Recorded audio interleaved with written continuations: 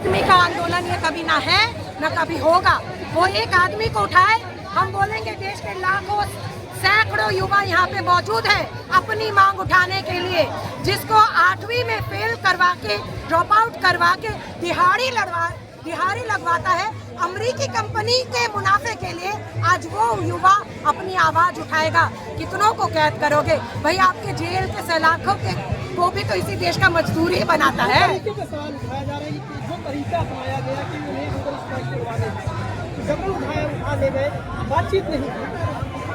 बातचीत ये सरकार कभी भी नहीं करती है आंदोलनकारियों से।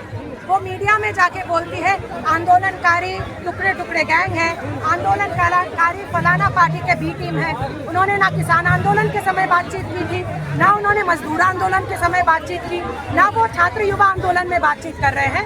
मगर मैं सरकार को याद दिलवाना चाहूंगी कि 18 महीने से ज्यादा 700 किसानों की आहुति पर, 700 किसानों की शहीदी पर ये देश में उन सरकार की बनाई हुई कृषि नीति को उसे वापस लेना पड़ा था।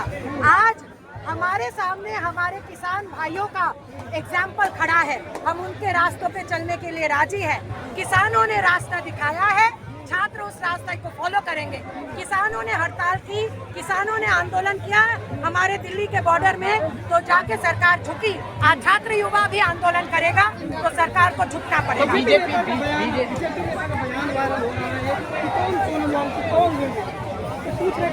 चीन के एजेंट बताया गया है बीजेपी। जब किसान आंदोलन हुआ था, किसानों को भी पाकिस्तान का, चीन का, फलाना का एजेंट बोला गया था। इलेक्शन लड़ते समय तो अन्नदाता की पूजा करते हैं, वही अन्नदाता जब आंदोलन करता है तो फलाना का बी टीम, फलाना का एजेंट, पाकिस्तान का एजेंट, फलाना का कुछ बोलते हैं।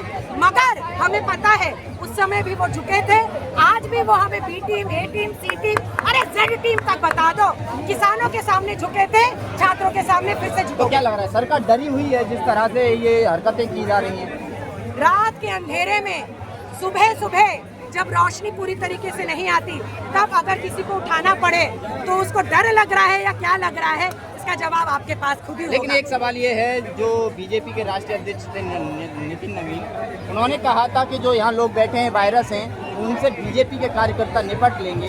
तो क्या लग रहा है कि जिस तरह से निपटने की बात कही जा रही थी बीजेपी के कार्यकर्ताओं के द्वारा, आज तो पुलिस फोर्स आपके सामने आई और उठा के ले गई, तो वही बीजेपी के कार्यकर्ता के रोल निभा रही है क्या? पुलिस फोर्स किसी का भी रोल निभाए, हमें पता है कि पुलिस की भी जो तनख्वाह आती है वो ये सरकार देती है, इसलिए पुलिस को भी उसकी गुलामी करनी पड़ती है। मगर हमारे देश के पुलिस को भी पता है अंततः अगर उसके बच्चे को भी सरकारी शिक्षा मिलनी है तो उसको इसी आंदोलन का समर्थन करना पड़ेगा। वो अपने तनख्वाह के लिए आज मजबूर हो रहा है सरकार की बात सुनने के लिए। मगर आपको याद रखना पड़ेगा, जब ब्रिटिश के खिलाफ इस देश की जनता लड़ी थी तो इस देश में जो पुलिस थी, इस देश में जो आर्मी थी जिसको ब्रिटिश पैसा देती थी, अंततः हमारे देश में नेवल म्यूटिनी हुआ था। हमारे देश में पुलिस, हमारी देश की मिलिट्री भी हमेशा दहशतद्रोहियों को, तानाशाही राजाओं को, ब्रिटिश से लेकर भारतीय सरकार के खिलाफ जाने की हिम्मत उसमें भी है। हमारी मांग बहुत साफ है कि इस देश में जो सरकारी शिक्षा व्यवस्था है उसको बेहतर किया जाए, केजी से लेकर पीजी तक शिक्षा को मुफ्त और सम्मानजनक बनाया जाए, और हर पुलिस कर्मचारी, हर सरकारी कर्मचारी को इस आंदोलन से हमारा वादा है तुम्हारे बच्चे के भविष्य के लिए भी हम ही लड़ेंगे। आखिरी सवाल क्या है, भीड़ क्या कह रहे हैं? जरूर गलती किए, नहीं तो ये भीड़ नहीं है। आप देख सकते हैं तस्वीरें दिल्ली के जंतर मंतर